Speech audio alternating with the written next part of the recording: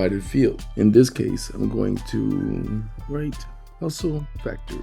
I like this font, however. This one looks cool for me. And I'm an icy blue guy on this one today. And I already know that I need my sign at around 31 inches. So I'm going to go ahead and stop right there. Now that I've created my sign, chosen my font and color, as well as my size, I'm going to take a screenshot of this information and take it over to Adobe Illustrator. On my Mac, I'm going to type Command-Shift-4, and that'll give me my screenshot tool. I'm going to copy this. Then I'm going to head on over to Adobe Illustrator. I'm going to create a new document. And in this case, I'm going to create the document to scale on a 48 by 96, which is the size of my CNC bed. Then I'm here in Adobe Illustrator. I'm going to create a rectangle identical to my intended size. Here I'm going to choose the rectangle tool and the shortcut letter M. I'm going to type in my parameters here at 31 by